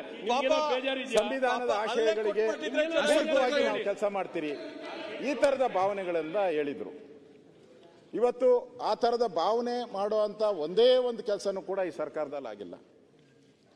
ಯಾಕೆ ಹೇಳ್ತೀನಿ ಅಂದ್ರೆ, ಈ ಸರ್ಕಾರದಲ್ಲಿ ನಾವಲ್ಲ, ಆ ಹಿಂದೆ ಇರುವಂತವರೇ ಬಹಳಷ್ಟು ಜನ ವಿರೋಧಿಗಳು. ಪ್ರತಿದಿನ ಕೆಲವರು ತೆಗೀರಿ ಅಂತಾರೆ, ಕೆಲವರು ಇರ್ಲಿ ಅಂತಾರೆ, ಕೆಲವರು ಬೇಗ 2.5 ವರ್ಷ ಮುಗಿದ್ರೆ ನಮ್ದು ಸೀಟ್ ಬರ್ತೈತೆ ಅಂತ ಬಹಳ ಜನ ಕಾದ್ಕೊಂಡಿದ್ದಾರೆ. 2.5 ವರ್ಷ ಬದಲಾವಣೆ ನಮ್ದು ಅಂತ. ಈ ಗೊಂದಲದಲ್ಲಿ ಏನಾಗ್ತಿದೆ, ಆಡಳಿತ ವ್ಯವಸ್ಥೆನೇ ಕುಸಿದೋಗಿದೆ, ಯಾರು ಕೆಲಸ ಮಾಡ್ತಾ ಇಲ್ಲ. ಅದಕ್ಕೋಸ್ಕರ ಇವತ್ತು ನಾನು ಹೇಳ್ದಲ್ಲ, ಸಮಾಜ ಕಲ್ಯಾಣ ಇಲಾಖೆದು 39% ಅಚೀವ್ಮೆಂಟ್. ಏನ್ ಮಾಡ್ತೀರಾ ಸಮಾಜ ಕಲ್ಯಾಣ ಸಚಿವರನ್ನ? 39% ಅಚೀವ್ಮೆಂಟ್. ಎಲ್ಲ ದೊಡ್ಡ ಮಾತುಗಳು ಹೇಳ್ತೀರಾ. ಅಂಬೇಡ್ಕರ್ ಸಂವಿಧಾನ ಅಂತ ಹೇಳ್ತೀರಾ. ಆ ಸಂವಿಧಾನ ಅಂತ ಹೇಳುವಂತ ಒಬ್ಬ ಆ ಸಮುದಾಯಕ್ಕೆ ನೀವು 39% ಅಚೀವ್ಮೆಂಟ್ ಕೊಟ್ಟಿದ್ದೀರಲ್ಲ 100ಕ್ಕೆ. ನಿಮ್ ಸರ್ಕಾರಕ್ಕೆ ಏನ್ ಚೀಮಾರಿ ಹಾಕ್ಬೇಕಾ? ಏನ್ ಮಾಡ್ಬೇಕು? ಮೊನ್ನೆನೂ ಕೂಡ ಒಂದು ತಾಲೂಕಿಗೆ ಒಂದು ಗಂಗಾ ಕಲ್ಯಾಣ.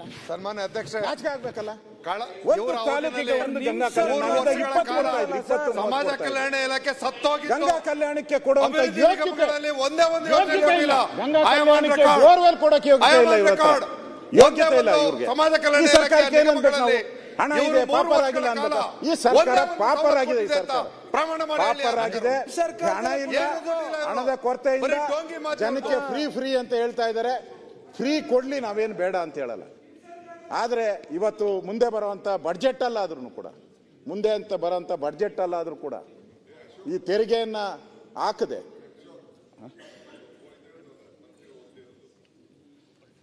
ಕೊಡು.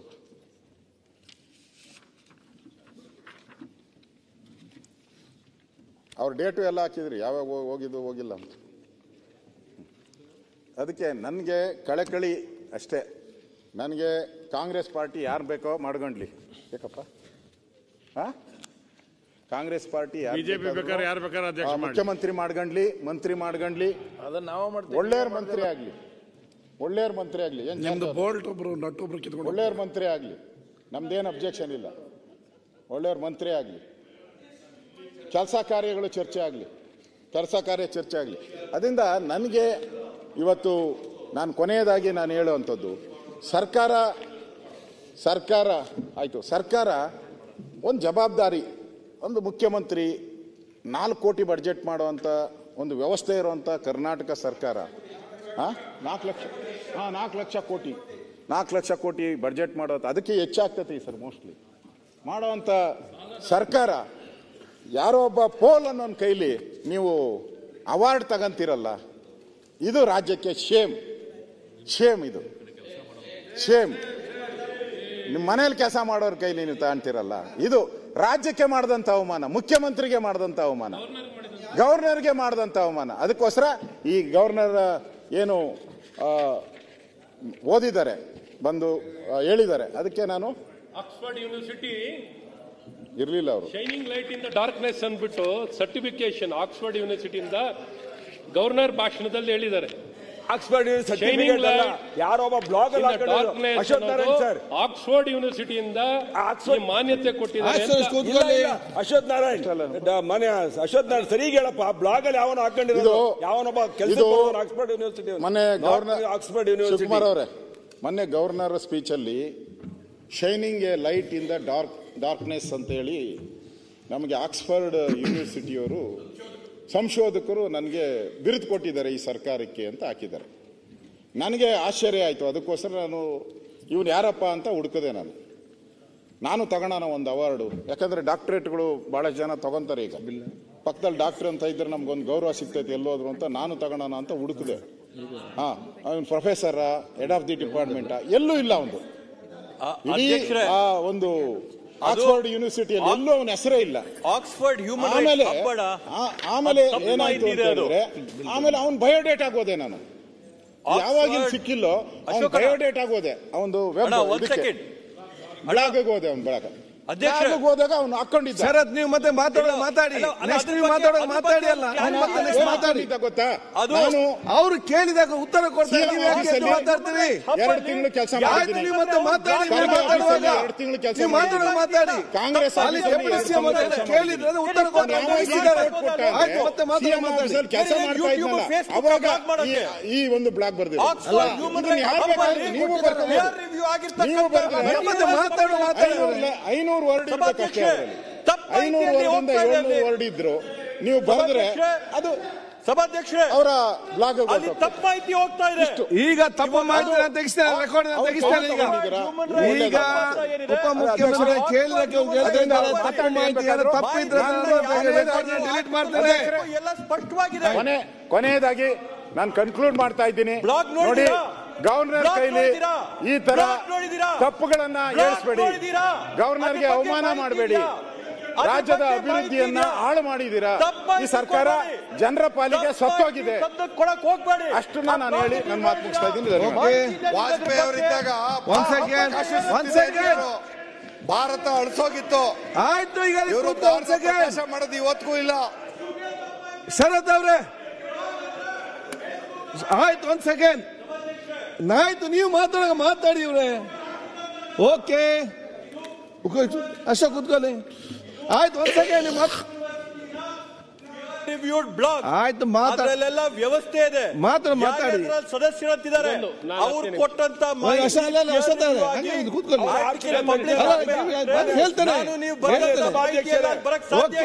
ಯಾರು ಬ್ಲಾಗ್ ಮತ್ತೆ ಬ್ಲಾಗ್ ನಮ್ಗೆ ಎಬಿಸಿ ಗೊತ್ತಿಲ್ಲ. ಮತ್ತೆ ನೋಡ ಕೂತ್ಕೊಳ್ಳಿ. ಈಗ ನಿನ್ ಬಗ್ಗೆ ಬರ್ಸ್ಕೊಳ್ರಿ. ಶರತ್ ಆಯ್ತು, ಅಷ್ಟು ಸುಲಭ ತಾನೇ ಇದು. ಓಕೆ, ಏನಿ ತಪ್ಪಾಯ್ತಿದೆ. ನೀವು ಮಾತಾಡಿದ್ರೆ ಡೀಟೇಲ್ಸ್ ಆಗಿ ಹೇಳಿ. ವೆನ್ ಯು ಟಾಕ್ ಅದರ ಬಗ್ಗೆ ಎಕ್ಸ್ಪ್ಲೇನ್ ಮಾಡಿ. ಸಂಪೂರ್ಣವಾದಂತ ತಪ್ಪು ಮಾಹಿತಿ. ಆಯ್ತು, ತಪ್ಪ ಸರಿಪಡಿಸೋದು. ಯಾರು ಇಷ್ಟ ಬಂದವರೆಲ್ಲ ಹೋಗಿ ಬ್ಲಾಕ್ ತಪ್ಪಲ್ಲ, ಅದನ್ನು ನೀವು ವೈಭವೀಕರಣ ಮಾಡಿದಿರಲ್ಲ. ರಾಜ್ಯಪಾಲರ ಸ್ಪೀಚ್ ಅಲ್ಲಿ ಹೇಳ್ಸಿದ್ರಲ್ಲ.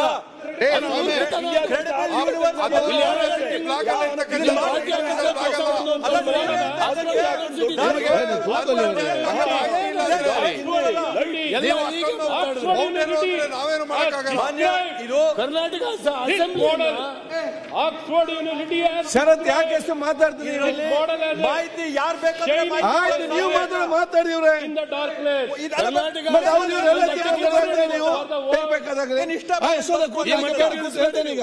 ಈಗ ನೆಕ್ಸ್ಟ್, ಈಗ ಅಲ್ಲ, 1 ಸೆಕೆಂಡ್. ಈಗ ಪ್ರತಿಪಕ್ಷ ರಂಗನಾಥ್ ಅದೇ 1 ಸೆಕೆಂಡ್. ಅಶ್ವಥ್, ಈಗ ನೆಕ್ಸ್ಟ್ ಶರತ್ ಬಚ್ಚೇಗೌಡರು ಮಾತಾಡ್ತಾರೆ, ಅದರ ನಂತರ ವಿಜೇಂದ್ರ ಮಾತಾಡ್ತಾರೆ, ಅದಕ್ಕಿಂತ ಮುಂಚೆ ಅನ್ನಪೂರ್ಣ ತುಕ್ರ ಮಾತಾಡ್ತಾರೆ, ಅದಕ್ಕಿಂತ ಮುಂಚೆ ಅದಕ್ಕೆ ಬಿಲ್ ಸಬ್ಮಿಟ್ ಮಾಡ್ತಾರೆ. ಕೊಟ್ಟಿದ್ವಲ್ಲ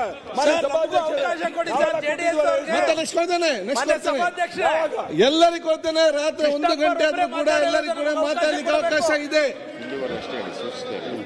ಅದು ಆಗುದಿಲ್ಲ. 1 ಗಂಟೆ ಮಾತಾಡಬೇಕು, ಎಲ್ಲರಿಗೆ ಮಾತಾಡ್ಲಿಕ್ಕೆ ಕೊಡಬೇಕು. 24 ಮುಗಿಸ್ಬೇಕು. ನಾವೇನ್ ಮಾಡ್ಬೇಕು? ಅಲ್ಲ ಬಿಲ್ ಅಂತ ಈಗ ಒಂದು ಪ್ರಕಟಣೆ. ಒಂದು ಸೆಕೆಂಡ್ ಅಲ್ಲ ಅಶ್ವಥ್, 1 ಸೆಕೆಂಡ್ ಕೂತ್ಕೊಳ್ಳಿ. ಒಂದು ಪ್ರಕಟಣೆ ಇದೆ. ಪ್ರಸ್ತುತ ಅಧಿವೇಶನದಲ್ಲಿ ಈ ಕಂಡ ಮಾನ್ಯ ಸದಸ್ಯರುಗಳು ಅವರ ಹೆಸರಿನ ಮುಂದೆ ಸೂಚಿಸಿರುವ ದಿನಾಂಕ ಅವಧಿಗೆ ಗೈರು ಹಾಜರಾಗಲು ಅನುಮತಿ ನೀಡುವಂತೆ ಕೋರಿರುತ್ತಾರೆ. ಶ್ರೀಯುತ ಭರಮಗೌಡ ಹಲಗೌಡ ಕಾಗೆ ದಿನಾಂಕ 3/3/2025 21/3/2025 ಶ್ರೀ ಸಮೃದ್ಧಿ ವಿ ಮಂಜುನಾಥ್ ದಿನಾಂಕ 3/3/2025 4/3/2025 ಶ್ರೀ ಗುರುಮೆ ಸುರೇಶ್ ಶೆಟ್ಟರ್ ಅವರು ದಿನಾಂಕ 3/3/2025 5/3/2025 ಶ್ರೀ ರಾಜು ವೇಣುಗೋಪಾಲ್ ನಾಯಕ್ ದಿನಾಂಕ 4/3/2025 ಡಾಕ್ಟರ್ ಶ್ರೀನಿವಾಸ್ ಎನ್ಟಿ ದಿನಾಂಕ 4/3/2025 5/3/2025 ಶ್ರೀ ಚೆನ್ನಾರೆಡ್ಡಿ ಪಾಟೀಲ್ ದಿನಾಂಕ 4/3/2025 ಶ್ರೀ ಶ್ರೀನಿವಾಸ್ ಬಿ ಮಾನೆ ದಿನಾಂಕ 4/3/2025 6/3/2025 ಶ್ರೀ ಭೀಮಾ ನಟಿ ನಾಯಕ್ ದಿನಾಂಕ 6/3/2025 ಸನ್ಮಾನ್ಯ ಕಾನೂನು ಸಚಿವರು. ಸನ್ಮಾನ್ಯ ಅಧ್ಯಕ್ಷರೇ, ತಮ್ಮ ಅಪ್ಪಣೆ ಪಡೆದು ಮಾನ್ಯ ಮುಖ್ಯಮಂತ್ರಿಗಳ ಪರವಾಗಿ 2025ನೇ ಸಾಲಿನ ಬೆಂಗಳೂರು ಅರಮನೆ ಭೂ ಬಳಕೆ ಮತ್ತು ನಿಯಂತ್ರಣ ವಿಧೇಯಕವನ್ನು ಪರ್ಯಾಲೋಚಿಸಬೇಕೆಂದು ಸೂಚಿಸುತ್ತಿದ್ದೇನೆ.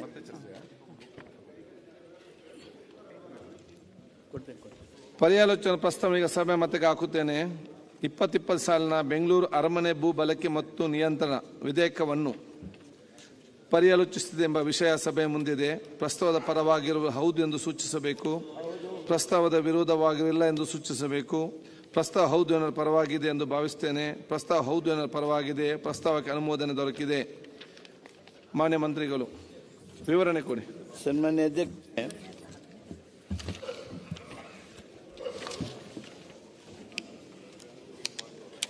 ಬೆಂಗಳೂರು ಅರಮನೆ ಅರ್ಜನೆ ಮತ್ತು ವರ್ಗಾವಣೆ ಅಧಿನಿಯಮ ನಾವು 1966ರಲ್ಲಿ ಈ ಸದನಗಳು ಅಧಿನಿಯಮಗೊಳಿಸಿದ್ವು. 1996ರ ಕರ್ನಾಟಕ ಅಧಿನಿಯಮ 18ರಡಿ ಈ ಒಂದು ಅರ್ಜಿಸಿರುವ ಬೆಂಗಳೂರು ಅರಮನೆಯ ಭೂ ಬಳಕೆ ಮತ್ತು ನಿಯಂತ್ರಣ ಹಾಗೂ ಬೆಂಗಳೂರು ಅರಮನೆ ಸಂಬಂಧಿಸಿರುವ ಈಗ ಕರ್ನಾಟಕ ರಾಜ್ಯದೊಂದಿಗೆ ನಿಯತವಾಗಿರುವ ಭೂಮಿಯ ನಷ್ಟ ಪರಿಹಾರವನ್ನು ನಿರ್ಧರಿಸಲು ನಾವು ಒಂದು ವಿಧೇಯಕವನ್ನು ತರ್ತಾ ಇದ್ದೇವೆ. ಬೆಂಗಳೂರು ಅರಮನೆ ಒಟ್ಟು 462 ಎಕರೆ ಭೂಮಿ ಮತ್ತು 16 ಗುಂಟೆಗಳ ಕ್ಷೇತ್ರ. ಅದು 472 ಎಕರೆ ಮತ್ತು 16 ಗುಂಟೆ, 472 acres and 16 ಗುಂಟಾಸ್. ಇದರ ಒಟ್ಟು ಮೌಲ್ಯವನ್ನು ಬೆಂಗಳೂರು ಅರಮನೆ ಅರ್ಜನೆ ಮತ್ತು ವರ್ಗಾವಣೆ ಅಧಿನಿಯಮದ 1966ರ ಅಧಿನಿಯಮದಂತೆ 11 ಕೋಟಿ ರೂಪಾಯಿಗಳೆಂದು ನಿರ್ಧರಿಸಲಾಗಿದೆ. 11 crores ಆವಾಗ 1996ರಲ್ಲಿ. ಬೆಂಗಳೂರು ಅರಮನೆ ಮತ್ತು ಅರ್ಜನೆ ಮತ್ತು ವರ್ಗಾವಣೆ ಅಧಿನಿಯಮ 1996 ಕರ್ನಾಟಕ ಅಧಿನಿಯಮ 18ರ ಸಾಂವಿಧಾನಿಕ ಸಿಂಧುತ್ವವನ್ನು ಕರ್ನಾಟಕ ಉಚ್ಚ ನ್ಯಾಯಾಲಯವು ಎತ್ತಿ ಹಿಡಿದಿದೆ. 1997ರಲ್ಲಿ ಯಾರು ಇದನ್ನು ಪ್ರಶ್ನೆ ಮಾಡಿ ಹೈಕೋರ್ಟ್ಗೆ ಸಿಂಧುತ್ವವನ್ನು ಪ್ರಶ್ನೆ ಮಾಡಿದರು. ಆ ಸಂದರ್ಭದಲ್ಲಿ ಮಾನ್ಯ ಉಚ್ಚ ನ್ಯಾಯಾಲಯ ಇದರ ಸಿಂಧುತ್ವವನ್ನು ಎತ್ತಿ ಹಿಡಿತು. ಮಾನ್ಯ ಸರ್ವೋಚ್ಚ ನ್ಯಾಯಾಲಯದ ಮೂಲಕ ಅಪೀಲ್ನಲ್ಲಿ ಬೆಂಗಳೂರು ಅರಮನೆ ಅಧಿನಿಯಮ 1966 ಇದರ ಕಾರ್ಯಾಚರಣೆ ಮೇಲೆ ಯಾವುದೇ ತಡೆಯಾಜ್ಞೆ ಬಂದಿಲ್ಲ ಅನ್ನೋದನ್ನು ಈ ಸದನದ ಮಾಹಿತಿಗಾಗಿ ನಾನು ಹೇಳೋದಕ್ಕೆ ಬಯಸ್ತೀನಿ. ಮತ್ತು ಸರ್ವೋಚ್ಚ ನ್ಯಾಯಾಲಯ 2021ರ ನ್ಯಾಯಾಂಗ ನಿಂದನಾ ಪ್ರಕರಣದೊಳಗೆ ಸಂಖ್ಯೆ 688 ಇತ್ಯಾದಿ ಅಲ್ಲಿ 10/12/2024ರ ತೀರ್ಪಿನ ಮೂಲಕ ರಸ್ತೆ ಅಗಲೀಕರಣದ ಉದ್ದೇಶಕ್ಕಾಗಿ ಗುರುತಿಸಲಾದ ಬೆಂಗಳೂರು ಅರಮನೆಯ ಭಾಗದ ಮೌಲ್ಯವನ್ನು ನಿರ್ಣಯಿಸಿ ಕರ್ನಾಟಕ ಸ್ಟ್ಯಾಂಪ್ ಅಧಿನಿಯಮ 1957 45B ಪ್ರಕರಣದ ಪ್ರಕಾರ ಅಕ್ಕಪಕ್ಕದ ಪ್ರದೇಶಗಳ ಚಾಲ್ತಿಯಲ್ಲಿರುವ ಮಾರ್ಗಸೂಚಿ ಮೌಲ್ಯಕ್ಕೆ ಅನುಸಾರವಾಗಿ ವರ್ಗಾಯಿಸಬಹುದಾದ ಅಭಿವೃದ್ಧಿ ಹಕ್ಕುಗಳನ್ನು ಮಂಜೂರು ಮಾಡುವಂತೆ ನಿರ್ದೇಶನ ನೀಡಿದೆ. ಆ ಹಿನ್ನೆಲೆಯಲ್ಲಿ ಈ ಒಂದು ಅಧಿನಿಯಮವನ್ನು, ಈ ಒಂದು ಸುಗ್ರೀವಾಜ್ಞೆಯನ್ನು ಮಾಡಿರ್ತಕ್ಕಂಥದ್ದು, ಅದನ್ನು ಮತ್ತೆ ಈ ಸಂದರ್ಭದಲ್ಲಿ ಕಾನೂನು ಮಾಡಿಕೊಡೋದಕ್ಕೆ ಮಸೂದೆಯನ್ನು ನಾವು ಇಲ್ಲಿ ತಂದಿದ್ದೇವೆ. ಮಾನ್ಯ ಸರ್ವೋಚ್ಚ ನ್ಯಾಯಾಲಯದ ತೀರ್ಪು ರಾಜ್ಯ ಸರ್ಕಾರದ ಬೊಕ್ಕಸದ ಮೇಲೆ ಹಾಗೂ ಬೆಂಗಳೂರು ನಗರದ ನಗರ ಯೋಜನೆ ಮೇಲೆ ಗಂಭೀರವಾದ ಪರಿಣಾಮವನ್ನು ಬೀರ್ತದೆ. ಮುಂದುವರೆದು ಇದು ಬೆಂಗಳೂರು ಅರಮನೆ ಅರ್ಜನೆ ಮತ್ತು ವರ್ಗಾವಣೆ ಅಧಿನಿಯಮ 1996ರ ಅಧಿನಿಯಮ 18ರ ಅನುಸಾರ ನಿರ್ಧರಿಸಲಾದ ಒಟ್ಟು ನಷ್ಟ ಪರಿಹಾರಕ್ಕೆ ಸುಸಂಗತವಾಗದಿರುವುದರಿಂದ ಬೆಂಗಳೂರು ಅರಮನೆ ಅರ್ಜನೆ ವರ್ಗಾವಣೆ ಅಧಿನಿಯಮ 1996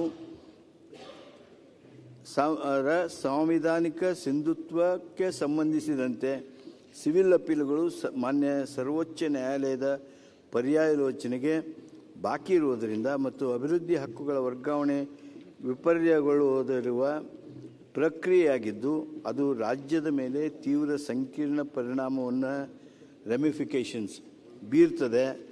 ಆ ಹಿನ್ನೆಲೆಯೊಳಗೆ ಈ ಒಂದು ವಿಧೇಯಕವನ್ನು ನಾನು ತಮ್ಮೆದುರಿಗೆ ಎರಡು ಆ ವಿಧೇಯಕದ ಜೊತೆಗಿರ್ತಕ್ಕಂಥ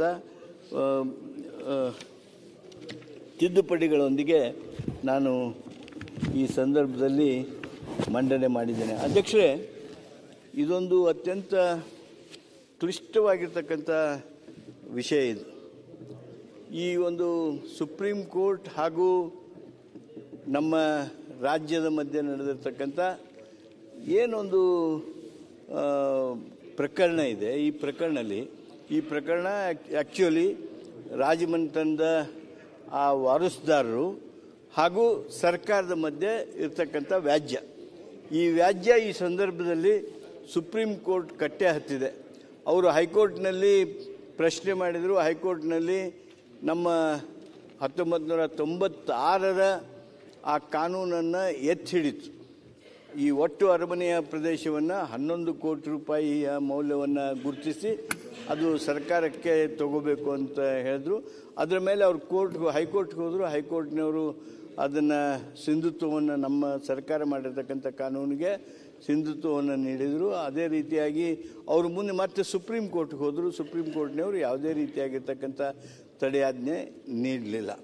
1996ರಿಂದ 2024ರವರೆಗೆ ಅಂದರೆ ಸುಮಾರು 28 ವರ್ಷಗಳವರೆಗೆ ಈ ಪ್ರಕರಣ ನಡೆದೇ ಇದೆ. ಆದರೆ ಇತ್ತೀಚೆಗೆ ಕಳೆದ ಕೆಲವು ತಿಂಗಳಿಂದ ಇದಕ್ಕೆ ಭಾಳ ವೇಗ ಬಂದಿದೆ. ಆ ಹಿನ್ನೆಲೆಯೊಳಗೆ ನಾವು ರಾಜ್ಯ ಸರ್ಕಾರ ಈ ವಿಧೇಯಕವನ್ನು ತರಬೇಕಾಗಿ ಬಂದಿದೆ.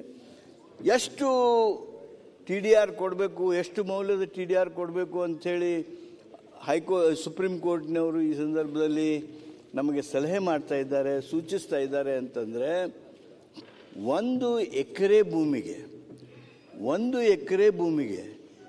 200 ಕೋಟಿ ರೂಪಾಯಿಯನ್ನು ಕೊಡಬೇಕು ನಾವು.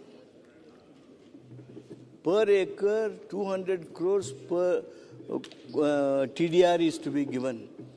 ಅಂದರೆ ಸುಮಾರು 3,000 ಕೋಟಿ